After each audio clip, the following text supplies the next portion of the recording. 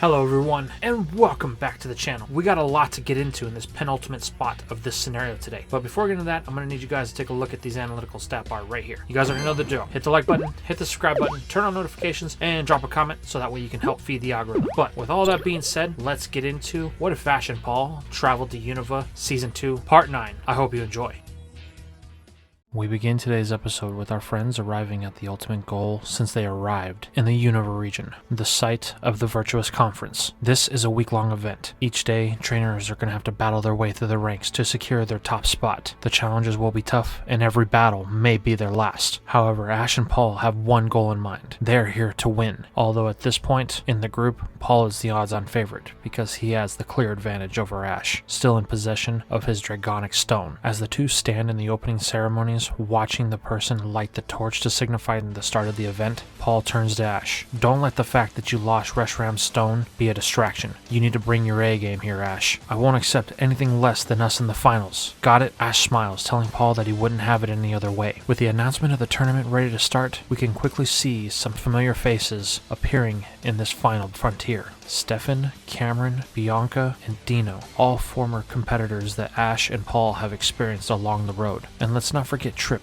the newly revealed grandson of Alder, the champion of the Unova region. Giving the boy a glance, Paul can see that their last battle had an effect on him, but he's not quite sure on what it is. Trip seems slightly reserved, which could be because his confidence has been shaken or because he's planning something. Either way, they're gonna have to wait to find out. But Ash and Paul's rival gazing comes to a halt when Alder makes an appearance at the top stage, welcoming everyone to the Unova League as he signifies the randomization of the battles for all 128 of the participants. Day 1 is going to be single elimination. Each trainer will only get one shot to advance to the top 64, so they must choose their best candidate for a single battle. While this happens, Iris and N sit in the crowd, watching intently, looking for any signs of anyone that may be involved with Team Plasma. The reason why they are doing this is because when they were with Drayden, N informed everyone that Getsis and Culverus had always made it their plans to unveil their cleansing of the Unova region at the grandest stage of them all, and there is none other than the Virtuous Conference. So N thinks that they could strike soon, and with his sensitivity to the stones, he's the best candidate to keep an eye and a feeling out for any type of disturbance, specifically focusing for the signal of Reshram. Though our heroes are attentive, there's not really much they can do while they're sitting in the crowd. So the rest of the day plays out. Both Ash and Paul have no problems getting past the preliminaries, using both Pikachu and Emboar to clear their way into the top 64. Cameron and his newly evolved Lucario also secure him a win. Bianca and her Minccino have an impressive showing as well. This brings us to Dino and his Heatmor, who burn up the competition, along with Stefan and his Zebstrika, who electrifies the crowd. Then there's Trip.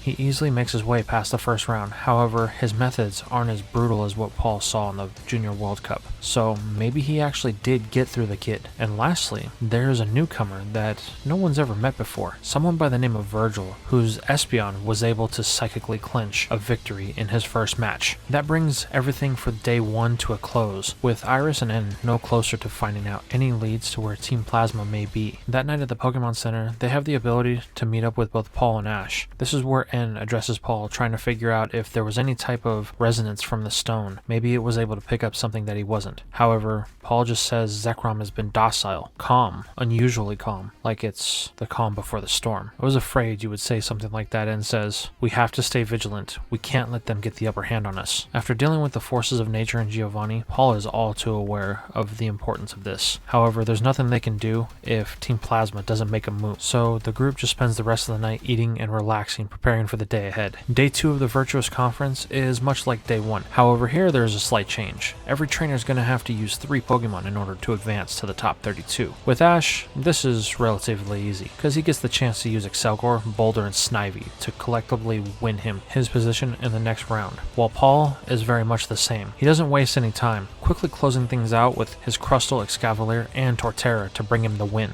And just like in day 1, Stefan, Cameron, Trip, Virgil, Bianca, and Dino all managed to clear their spot in the top 32.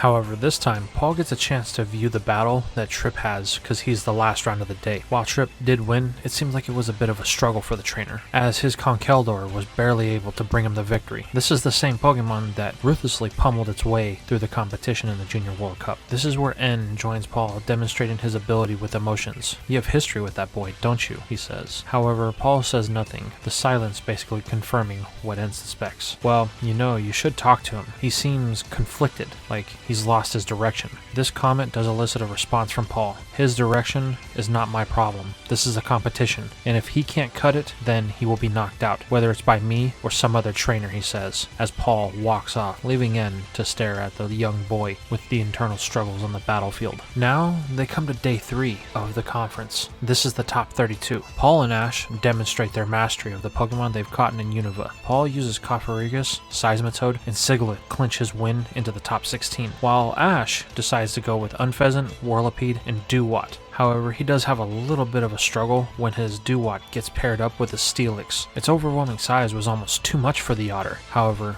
during the match, it was able to learn a new move that brought it victory. Revenge, that was able to drop the Steelix and get Ash his top 16 spot. This just leaves the other combatants, and just like the 2 prior days, there are certain standouts. Stefan, Cameron, Virgil, Bianca, Dino, and Trip all managed to make their way into the top 16. However, there is a standout star here in the form of Virgil. All of his evolutions are extremely well trained. At this point, he's demonstrated mastery of each of their typings, and, well, he hasn't dropped a single battle to anyone, with each of his evolutions able to carry him to victory in each round. While most are just happy to be inside of the competition and have made it to the top 16, Virgil has caught the attention of Paul, as even though Paul is on somewhat of a mission here, he does yearn for a strong opponent, and he knows with the competition shrinking, the battles are going to get more intense, and there's a very good chance that he could meet Virgil in the top 16 or above. Now we come to day 4. This is the top 16 match, and Ash is supposed to be the last one up on the card. He's been standing outside, getting ready for his match, preparing on the 3 Pokemon that he's going to use. While he does have 6 with him, he hasn't quite decided on which ones he's going to get a chance to send out in this battle. However, things quickly turn south when, out of the corner of his and Pikachu's eyes, it seems like a familiar silhouette catches their attention. "No, it can't be," Ash says. "Crocodile?" Wanting the chance to see if he can make amends with them on and find out why it betrayed him, Ash takes off into the forest searching for the Unovan crocodile. However, it doesn't seem like it's going to be an easy find, as whatever he saw has quickly disappeared. Fortunately for Ash and Pikachu, there are footprints that seem to be leading deeper into the forest. The electric mouse reminds its trainer that they're up next, and they don't have time for all this. However, Ash assures it that they will be back in time. He just wants to go take a look. A couple of more minutes and then they'll head back to the stadium. Ash then runs, taking off, following the footprints deeper into the forest. This brings us back to the stadium.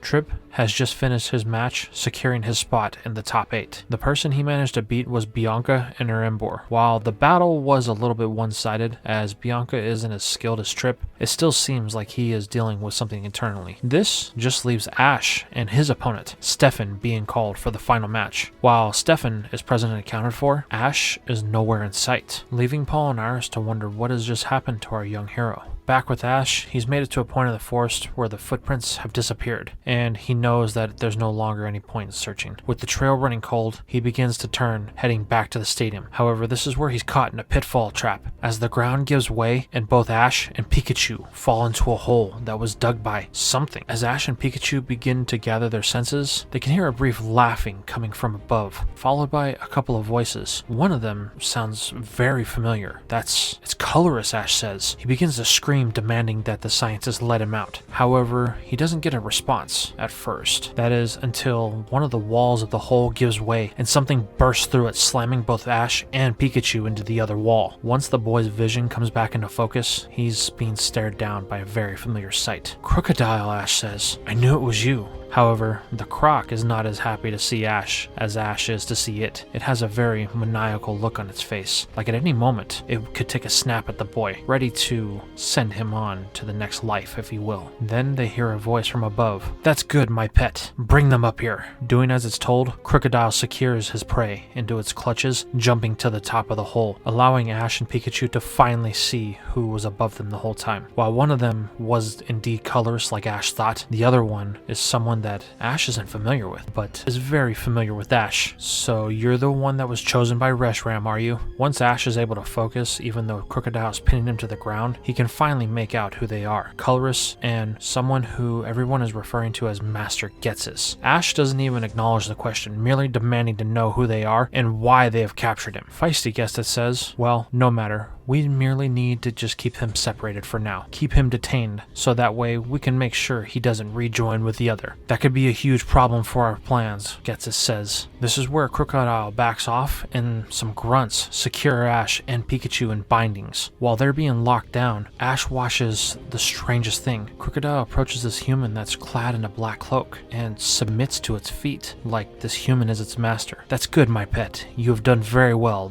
Ghetsis says. Wait, your pet? What's going on? That crocodile's mine. This is where Ghetsis begins to laugh uncontrollably. You actually thought this was yours? Oh, heavens no, my boy. You are severely mistaken. This crocodile is my pet. It belongs to me. I am its master. Always have and always will be. This isn't making sense to Ash. If he belonged to Ghetsis, then why was he able to catch it? But Ghetsis offers some clarity on the situation. I said I was its master, not its trainer. I don't use feeble Pokeballs like you do. I make Pokemon submit to my will. Crocodile is no exception to that. However, I do have to thank you for getting it to evolve from its weak Sandile stage. That thing was so useless back then, but now it's the most useful creature within my arsenal. You can tell that that comment kinda hurt Crocodile a little bit. Like, everything that it's done up to this point has been in order to gain the approval of this human. Ash even comments on this. How dare you talk about Crocodile like that? If it's your Pokemon, then you shouldn't be disrespecting it like that. You should be encouraging it. Look, what you just said, that hurt its feelings. But this just causes Ghetsis to laugh even more. You fool, Crocodile was never my friend. It was merely a means to an end. A tool, if you will. Whether it seeks my approval or not is irrelevant to me. As long as it does what it's told, that is all that matters. Like when I told it to track you and bring me one of the orbs. It did so, though it took longer than I would have expected. However, it fulfilled its mission, becoming stronger in the process, which is something you always want from a tool. Ash can't believe what he's hearing. How could this person think so little of a Pokemon, especially one that seems to do nothing but live for him? And while all this is going on, Crocodile is just taking it, more submissive than Ash has ever seen it. It's like a shadow of its former self. Ash doesn't understand what's happening here. However, he does know one thing. He can't let this continue. He orders Pikachu to try and break its binds with an Iron Tail. However, the mouse is unable to. This causes Ghetsis to laugh even more. I'm afraid that won't be happening, boy. You are a problem that needs to be dealt with. If I let you near the other one, then things would get out of hand and no longer be in our favor. So I'm going to need you to sit tight, just until we secure the second stone. However, Ghetsis nor the grunts really know who Ash is, and he's way too stubborn to idly sit by and let them just do whatever they want, especially when it could cause huge trouble for everyone else involved. And since the grunts were a little bit too overconfident in how they secured the boy, and not really binding his legs, Ash uses this to his advantage, jumping to his feet, trying to do whatever he can to free himself or Pikachu. In the process, he's able to free himself enough to where he can bum rush Ghetsis, tackling into the old man, causing them to both fall to the ground. While Ghetsis really isn't hurt,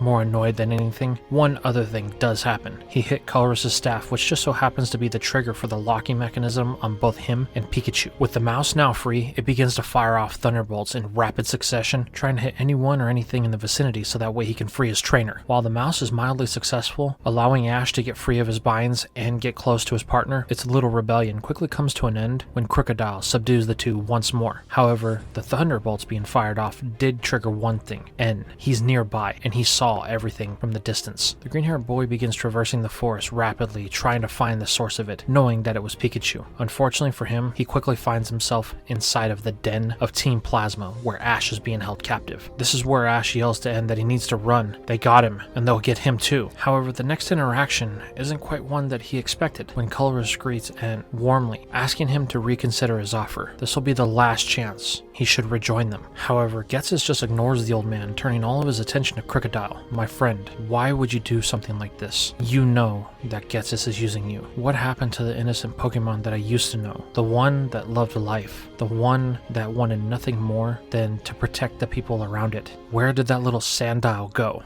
These words trigger something inside of Crocodile, and for whatever reason, it breaks its hold on Ash and Pikachu. This is where N tells Ash, it's time. You need to get out of here. Go. Get back to the stadium and warn the others. "Wait, N, what about you?" he says. "Don't worry about me, Ash. Just go." However, this isn't an option for Ash, as the Team Plasma Grunts begin to converge both on him and Pikachu. However, the one Pokemon that was running the things, Crocodile, seems to be immobile for the most part. This gives Ash the chance to call on Inferno, allowing it to break everything off, giving N, Pikachu, and Ash enough time to get away from Team Plasma. The Grunts begin taking off at the order of Colress and Getsis, trying to find the two before they get back to the stadium. However, Infernape and Pikachu are easily able to create a distraction, battling off any Pokemon that come their way, while also failing trees in the process to block the paths of the Pokemon and the Grunts hunting them. This creates enough of a distance for Ash and N to finally get back to the stadium. Ash stops, asking N what that was all about. What was going on with Crocodile, and what do you know? However, N tells Ash that there's no time for this. He has to go find an official and warn them about what just happened. Meanwhile, Ash, you have a battle to get to. Your round was put on hold until now. If you hurry, you may be able to still make it. The threat of Ash getting disqualified from the tournament is enough to cause him to refocus all of his efforts, dashing for the stadium battlefield as quickly as possible. Luckily, he's able to get there in time, just before the ref decides to call a disqualification. Ash looks down the battlefield to his opponent, Stefan. While it's been a while since they've seen each other, Ash is kind of excited even though all the things he just gone through. He tells Stefan to give it his best battle because he doesn't plan to bring anything less than his A game. However, Stefan is a little bit peeved that Ash would make him wait this long. It makes him feel like that he's not important, or Ash doesn't consider him a true rival. However, the two's bickering is going to have to wait, as the referee has been waiting long enough and he orders the start of the battle. So Stefan starts with something strong, sending in his Liepard.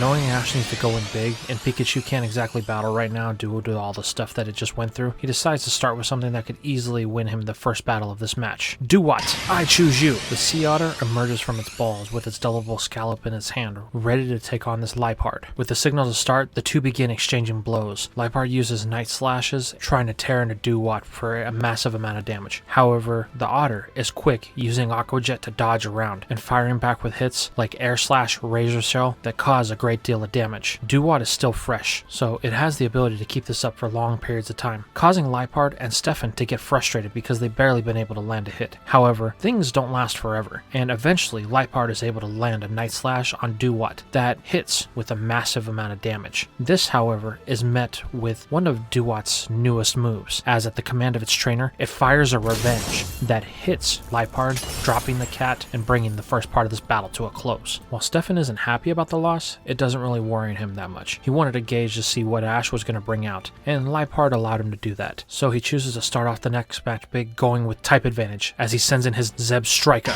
The four-hooved electric monster emerges from the balls, slamming its front legs into the ground, ready for its next battle. While Ash wants to be smart about his choices, the truth is he doesn't really have anything that could take that thing head on right now that isn't at full strength. Both Infernape and Pikachu have battled, and the rest of his team doesn't really have a good matchup against it. So he asks DIDNT if it's okay with staying in. The Otter nods, signifying the start of the battle. However, due to its battle that it had with Liepard, it's now moving a little slow, and this comes into play when he tries to use an Aqua Jet to dodge a Wild Charge. However, it is able to connect, knocking out the Otter, evening up the score between the two trainers. Mulling over the decisions of his second Pokemon, Ash is having trouble deciding on what he wants to use. However, this is where Pikachu decides that it wants to enter. While it is tired from the battles that it had with Team Plasma and the electricity exerted trying to escape them, it knows that it can win this one. It just needs the chance. So, never wanting to doubt his partner, Ash chooses to send it in. However, there's one thing that the two didn't take into account. Zebstrika has a move that's going to allow it to far outpace the speed of the electric mouse. When Stefan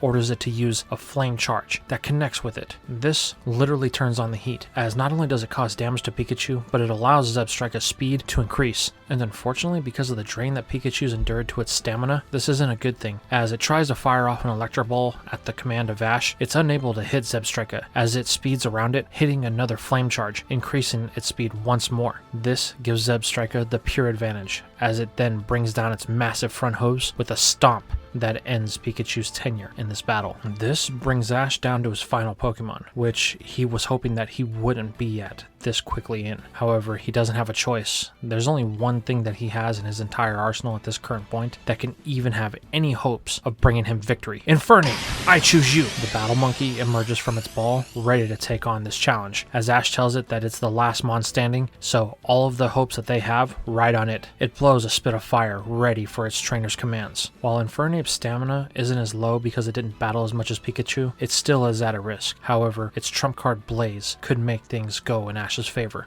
Things begin as Zebstrika starts to take advantage with its new speed. However, Infernape's dig allows it some evasion of its own, hitting the zebra with a good amount of damage. Then, at the command of Ash, Infernape drops Zebstrika with a close combat, bringing the second battle to a close. This brings Stefan to his final Pokemon, as he declares, "Sock, go!" The fighting type emerges from its ball with its hands on its belt, ready to start this battle, and clearly confident in its ability to bring victory. However, Ash is no pushover, and neither is Infernape, and it's about to be made apparent who the strongest fighting type out of the two is. As the battle starts, Stefan calls for a bulk up that allows Sock to increase his attack and defense. However, Infernape is quickly on the offensive when Ash orders an acrobatics that connects with the fighting type for super effective damage, and because Infernape isn't holding any type of items, this is going to be double the normal power. This manages to drop the fighting type to one knee, causing great concern in its trainer. However, they're not going to give up. Sock struggles back up, pulling itself together, ready for the next exchange, as Stefan orders a brick break. However, things don't go too good for the fighting type in their second exchange, as Ash commands a flare blitz that just roasts the fighting type in one solid move, dropping it, securing Ash's spot in the top 8 and bringing the battles for the day to a close, much to the displeasure of Stefan. However, this is going to be short-lived,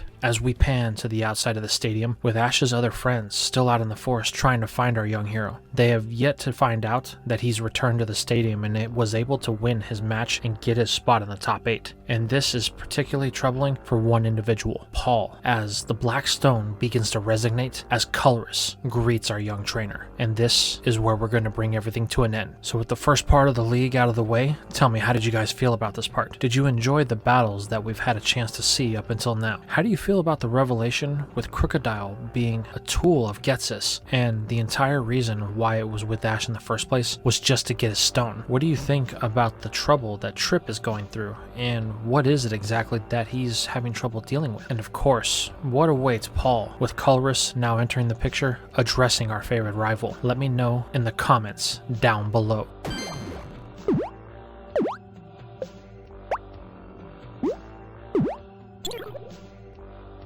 And that's all we had for today's video. I really appreciate you guys stopping by to watch all the way to the end, and I just wanted to say thank you for that. If you guys really enjoy my content, consider following me on some of my other platforms like Discord, where you can get to know other people who are interested in what ifs, or on Twitter, where I post sometimes behind the scenes updates. Or if you want to help the channel grow a little bit extra, why don't you consider donating like the people right here have, as whatever you could offer could help us get to a larger audience by helping us get new videos done, or some of the projects that custom art is getting kind of expensive. So we want to make sure that we have the funds to do that. But with all that being said, I really hope you guys enjoyed everything, and I will see you in the next video.